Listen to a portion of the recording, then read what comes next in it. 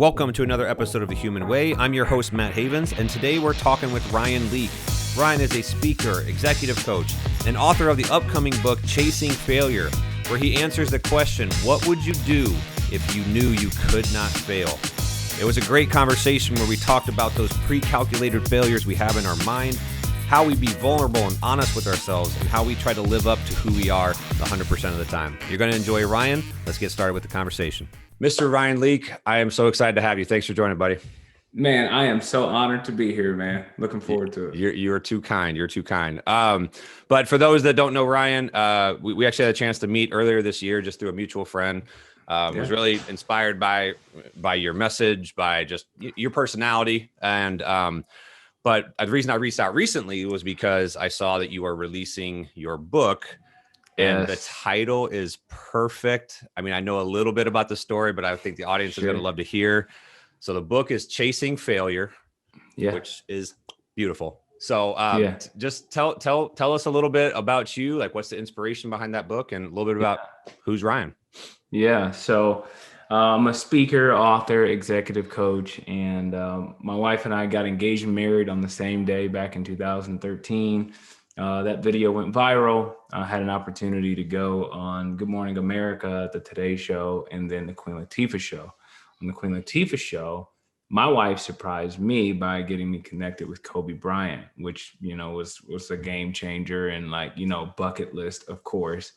And then just getting ready to meet Kobe was like, man, what are we going to do? Like, what are we going to talk about? And, I played college ball. I never pursued the pros, but man, I just thought, man, the only way me and Kobe are going to have an engaging conversation is if I'm at least trying to be in the league, G League, anything, So I started getting back in shape and just, man, very quickly realized like this probably isn't going to go the way that I would hope it to go. And I pre-calculated failure and it's like, I'm not going to do it. And then I thought, man, how many I caught myself. It was one of those epiphany moments where I thought, how many times have I done that? How many times have I done math where it was like, that's not going to work, so I'm not even going to try. And I thought that's no way to live. And in fact, every single person that you and I look up to, admire, follow, have one thing in common, and that's failure. And so why would we run away from the thing that often made them who they are? And so man, I just said, man, I'm going to go for it. And had a pretty fun, engaging conversation. I had about 10 minutes with Kobe Bryant, and he just told me to do it and go for it. And so long story short, I reached out to the Phoenix Suns, and they gave me an opportunity of a lifetime to allow me to try out for the basketball team, and made a documentary about it. And, over the last, 4 to 5 years, I've traveled all over the country talking about failure and having some in-depth conversations around it. And it's amazing how many people just aren't willing to take risk. And I think what has happened over the last year, when COVID-19 did not ask for anyone's permission to change their life. Very well said. It did not give us this warning, hey, just so you know, even though we heard about it in China for like that December, I think there was truly some American arrogance, nah.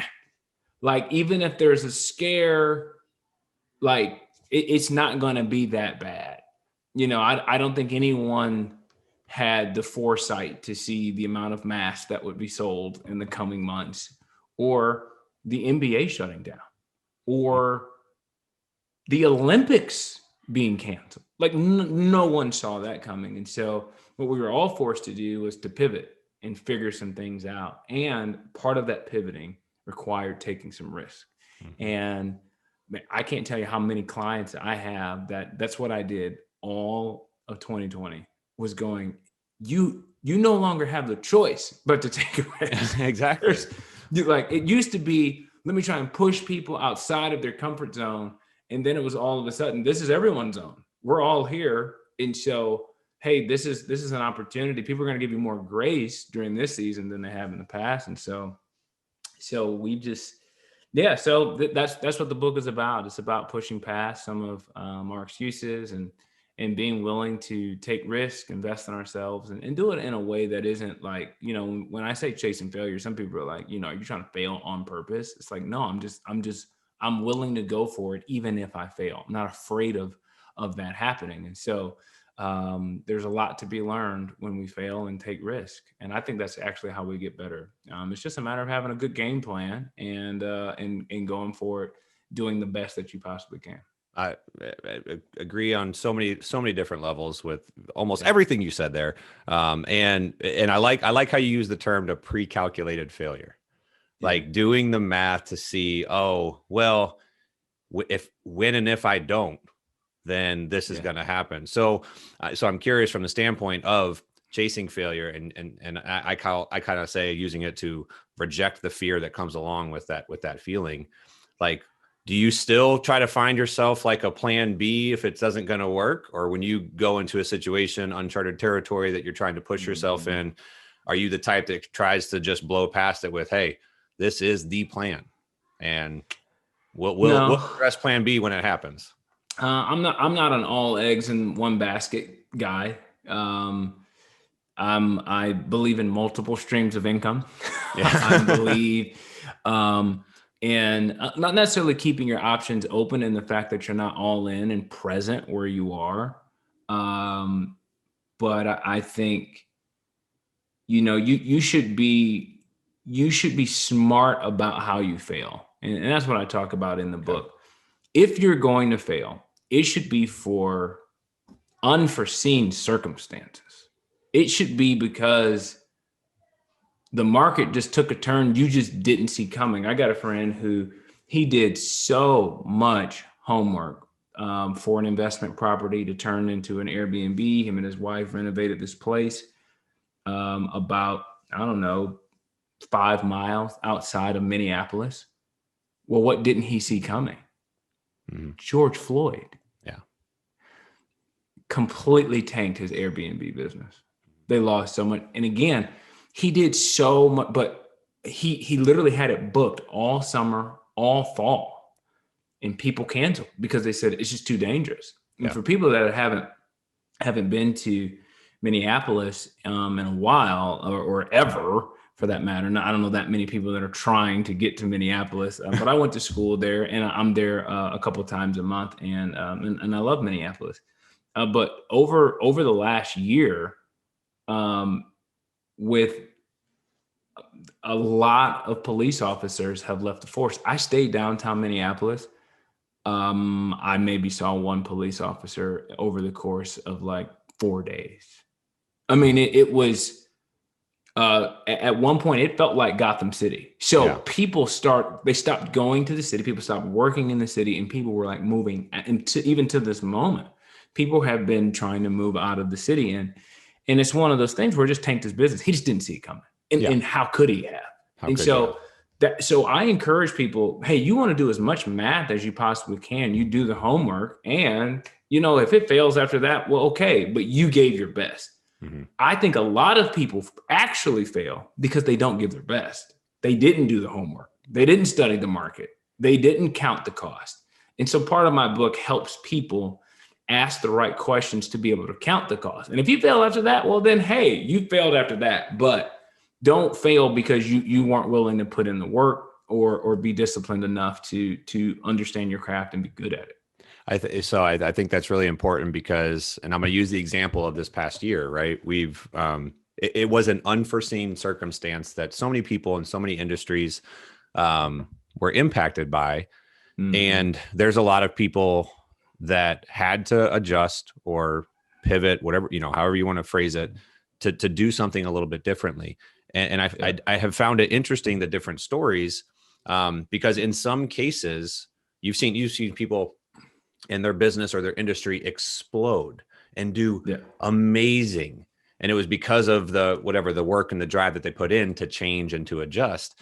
And then there's others, and I'm victim of this myself at times, of saying that we're going to pivot and adjust, but you ain't putting in enough work to really make it happen. And so then we'll blame the circumstance versus having the reality of, you know what, that was me. That was me. Right. I didn't change. I was afraid of if I was successful, what would happen. Right. That's another thing I think sometimes with failure we worry about. Absolutely. But so what are some other what are some other ways in which, so, failing, if you push past and you fail for an unforeseen circumstance, what are some other ways that you see people push past failure in other ways? Yeah, I talk about this. I don't remember what chapter. It might be chapter 1, actually. There's this researcher that actually wanted to study stress. And so the way she studied stress with her patients was she actually had her patients jump out of an airplane over and over again. So they jump out, hit the ground, get back in the plane, and do it again. She found, obviously, on the first jump, the stress levels were through the roof. Mm-hmm. But what she found by jump number 3 was that the stress levels of her patients were on par with that of somebody that was simply running late to work. And so part of what I tell people to do is like, just keep doing it. Like, you may not, hit gold on that first round, but me and you and I do public speaking, right? How many events do you do a year? Yeah, I'm in the 30 to 60 range. Yeah, so 30. So, and again, what's the number one fear in America? Like public speaking. Yeah. Public speaking. Okay, so doing these events, getting in front of these people, there's this idea of like, well, you must not be nervous because you've done it for so long. It's like, well, somewhat. Like I've learned some tricks of the trade, but people ask me all the time, like, you get nervous? I'm like, I'm always nervous. They just keep introducing me. And when they call your name, you got to go. I mean, you just got to go. Dude, the other day I missed my cue. Oh my gosh. They had introduced me at the beginning of the service. And I didn't know that.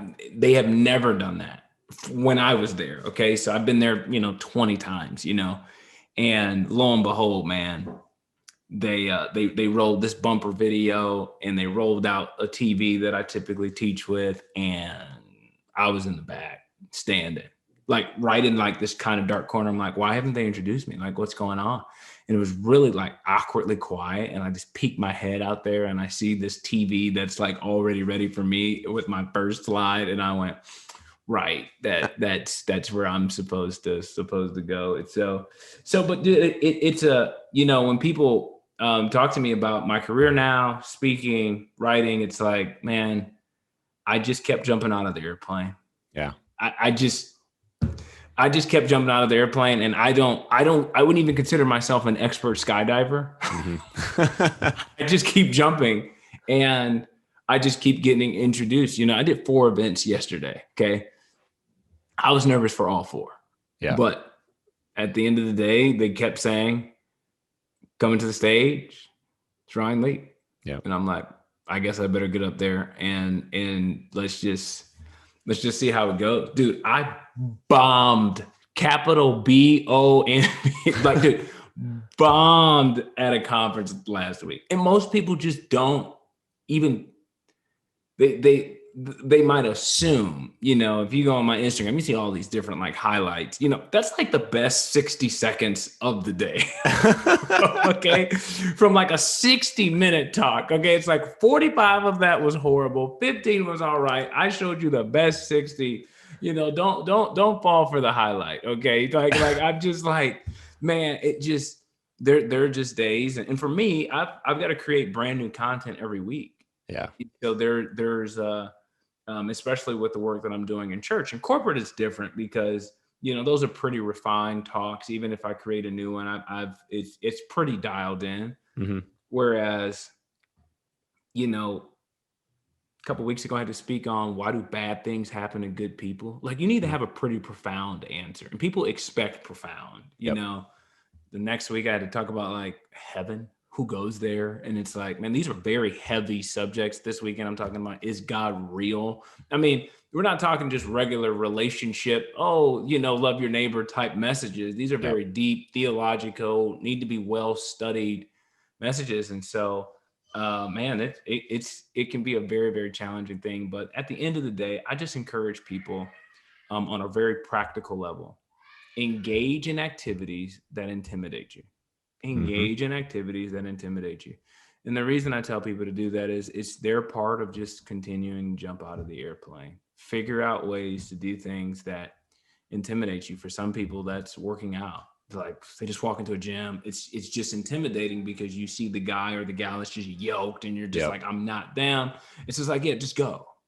Just go. Just keep going. I had a friend that literally walked around a gym, did not exercise, but she went. But you went. And I That's went, the step. hey, congratulations. You went to the gym. That's all you need to say. You can, the story's true. Did you go to the gym today? Yeah, I went to the gym today. Didn't touch a weight, but she went. But she went. You might be wasting some money, but nevertheless, you went to the gym. And it's again, mentally, I think that helps people. I think you're right too. And there's another guest I had on a previous episode where we talked about get comfortable being uncomfortable.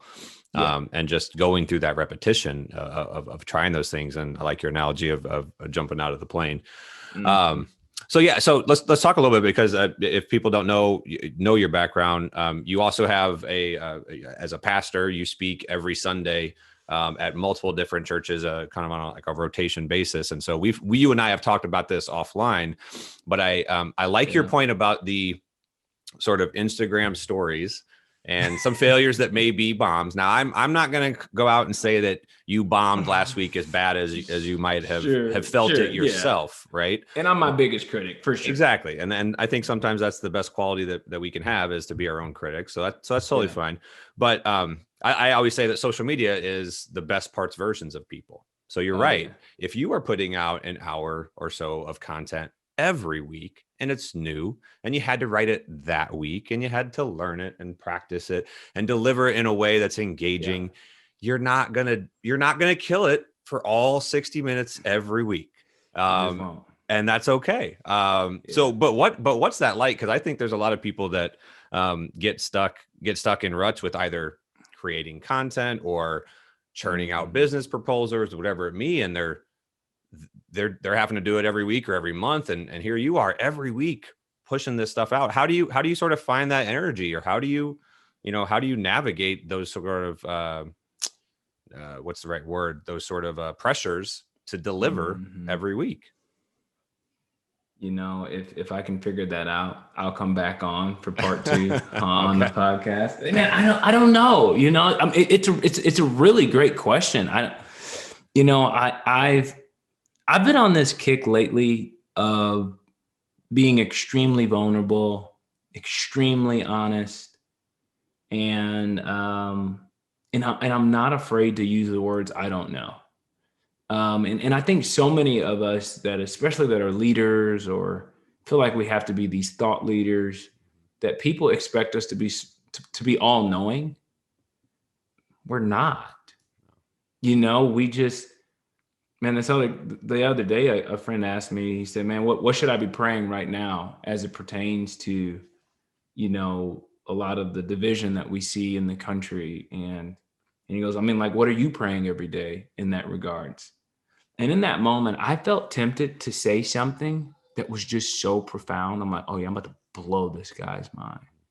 But instead, I said, I'm not praying every day for that.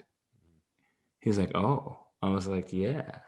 And I said, I was tempted to lie to you because I thought it might make me look better, but I don't know. I think honesty makes us look better at the end of the day. Integrity makes us look better at the end of the day. Being human is more relatable. There's this line in the book that I quote a friend of mine, and he said it so brilliantly. He said, we all admire perfection, but none of us can relate to it. We all admire perfection, but none of us can relate to it. And it's just one of those things where it's like, you know what? I'm not striving for perfection. I'm striving for impact, want to make a difference. And there are many moments where I feel that pressure. And then there's other days where I just go, I'm human. Yep. We'll see how it goes.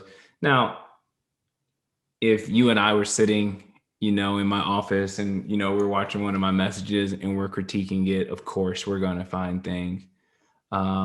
the average person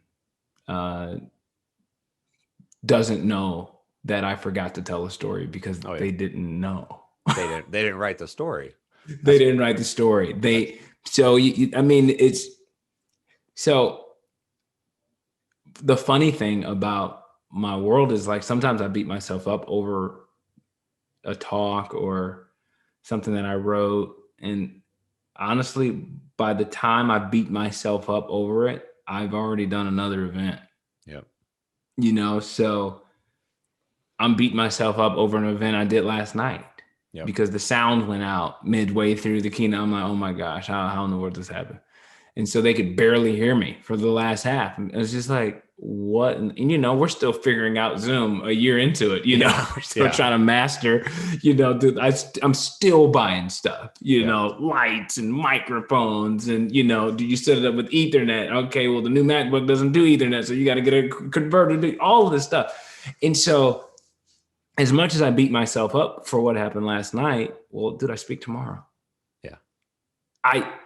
You have another opportunity, and not just you. I mean, you have a platform that allows you to speak to a lot of people. But I would argue everybody has a platform every day to stop beating yourself up for what you said or did yesterday and move forward with today. You got to move on, man. You got to get back after it. If you're, it's another opportunity. I spoke to a high school yesterday, and I said, for all you future authors, don't wait for the future to start writing. Mm-hmm. You just continue to write, and some days it'll go well, and some days it won't. Yeah. But there'll be that one line that is just genius that you could just hang on for forever if you just keep going. If you just keep going. Well, but I do love the kind of points you make, and for people who aren't in the industry that you and I are from a speaking profession, you're right. Like you can beat yourself up over a 10-second period that you missed the story, you messed up the punchline of a joke, or you just completely, like for me, there's been times where if I write something beforehand, I get done and I realize that I've missed an entire paragraph of the best words that I was going to, like you said, blow their minds with this resonating message. And I just, in the moment, I blanked, and I'll beat myself up over that. But to your point, nobody in the audience knew that I wrote that I missed something up. And hopefully they've taken something else from the other 55 minutes or so that we've been together. So for sure. You're right. You kind of gotta keep moving. Yeah. So one of the things I do kind of want to ask you a little bit with the work you do, because you strike me as somebody who shows up as Ryan Leak everywhere you go. And maybe I'm wrong on that, but that's at least the impression you give me, right? In 2019, 2020, I got there. I wasn't always that way. Well, what changed? What was this epiphany that's like, I'm gonna be me in all facets? Full transparency, probably Brene Brown. Okay. Well, good. That's a good inspiration. At some point, I just had to kind of create my own lane and be willing to not get booked. I had to be willing to not be invited to certain circles. At one point, I had to be willing to live with the results of just being myself 100%. And so I just, all the way from like, even just thinking about this podcast, for example, thinking to myself, what should I wear? It's like, what should I wear? And I'm just all about like full transparency, like I got this new jacket, you know what I mean? Like I could have put this on, you know what I'm saying? It's like, oh yeah, this is the, you're just trying to think, but it's like, this is what I was wearing today. Yeah. Well, same here. I was wearing my Dino shirt for Fridays, it's like, and so it's people often don't feel like, it's like, who are you living for? what are, and I was bouncing in and out of church world, business world, and felt this pull of like, well, be careful what you say. You don't want to offend people here. And, Yep. And obviously we live in a very politically correct society, and, that's a whole nother podcast. But ultimately one day I just kind of woke up and just said, I'm just gonna be myself. If man, if I want to wear that jacket, man, I'll wear that jacket. Yeah. But well, and that's what I love, Ryan, and I think a lot of people struggle with this. I know so I've struggled with this for years when I was in the corporate world. I felt myself trying to be somebody I wasn't fully. It wasn't fully me at work, because I was trying to probably put on this facade that, I was in leadership, so I had to act a certain way. I had to dress a certain way. And it was, I don't know, it was probably 5 or 6 years ago or so, when I still had that career, that I don't have an epiphany. It wasn't a moment. It might've been having like children and just being like, sure. I don't have the energy to be somebody else anymore. Facts. I'm just gonna be me. Facts. And I'll tell you what, it absolutely, in my opinion, changed my leadership. It changed my relationships. I think it opened the door for this career, because I'm just gonna be me. And if you don't like that I wear t-shirts on Friday to the office, then I guess you're just not gonna like me. And if that's the reason you don't, then that says more about you than it does about me. But absolutely. But I think a lot of people get caught in that. And what I love about you is like you said, you've got a church side of you got a business on that side as well, and you've got the business world.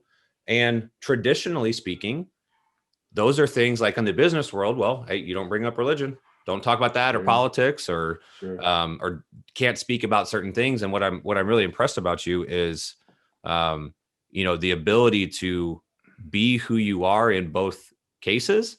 And maybe the message is the same on both, but said differently, but it's still you. And I'm just curious if there's any other ideas or tips or for how you do that, or how does that balance look for you between the sort of the balance of a faith business and then I don't know, traditional business isn't the right word, but the business world and the faith world, like how you balance that. I've not arrived on it. I have where it is today.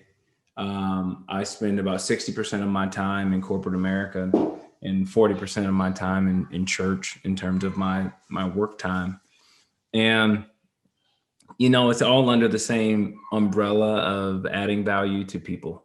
Mm-hmm. And I can do that pretty well with the Bible.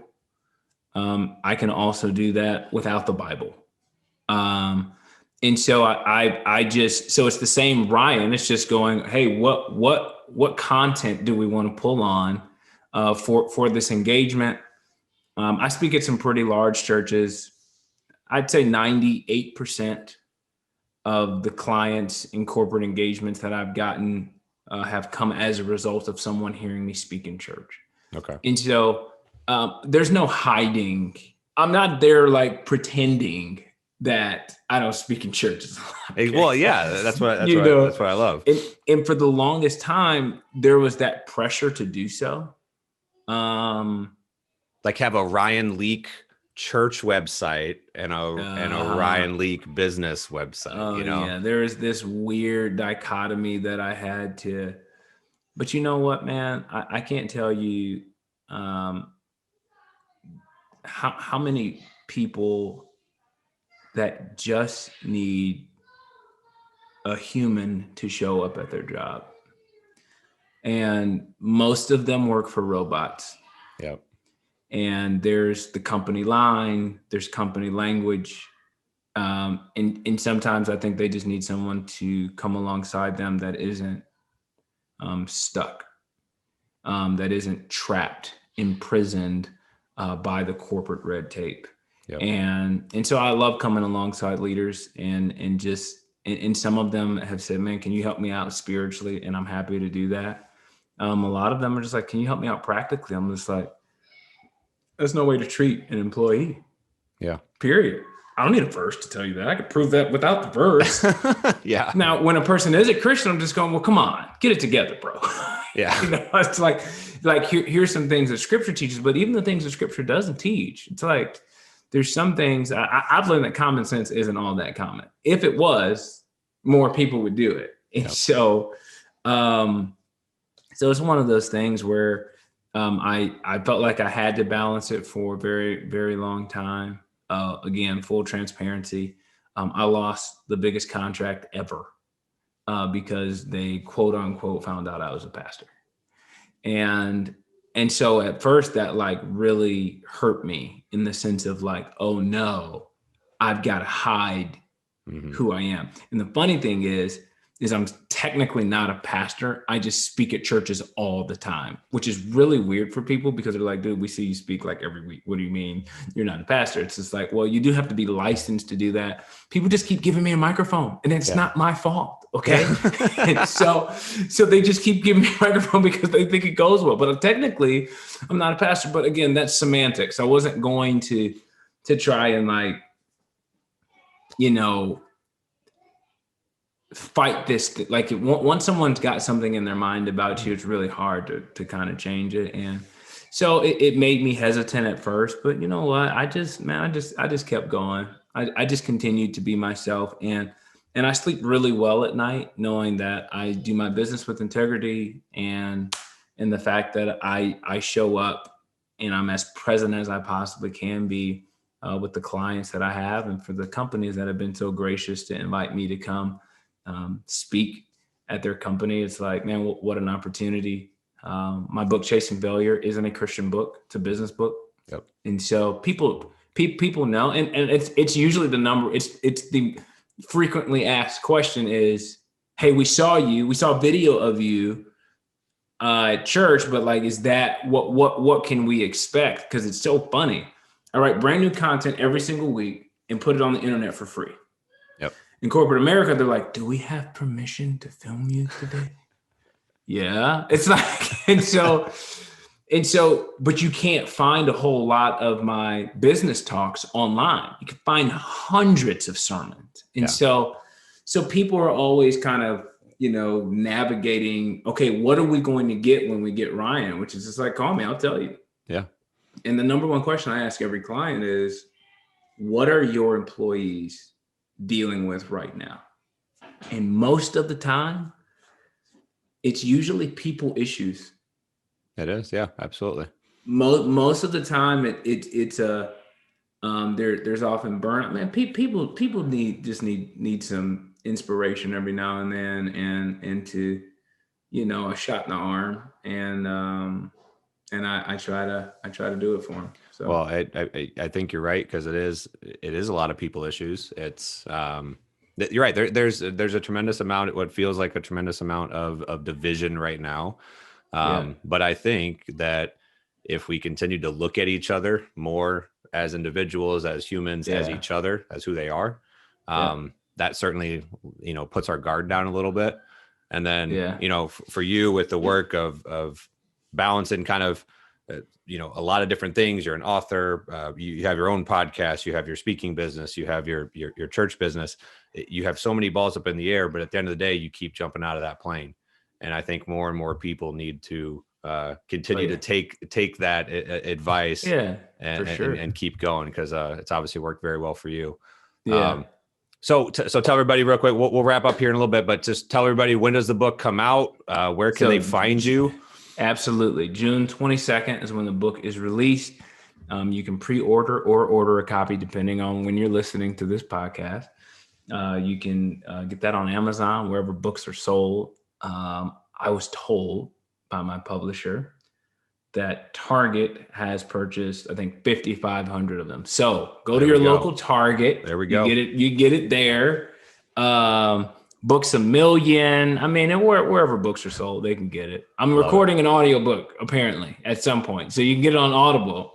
I'm speaking to the future, but but by June 22nd, by the time you're listening to this, that will be done. So I love it, man. yeah, Well, Ryan, thank you so much. I appreciate you joining. absolutely. To everybody who's listening, let me know in the comments. Send me a note what you took from this. I know for me, it's to get out of those pre-calculated failures. It's okay to do the math, but I don't think we need to Yeah, find the solution in those.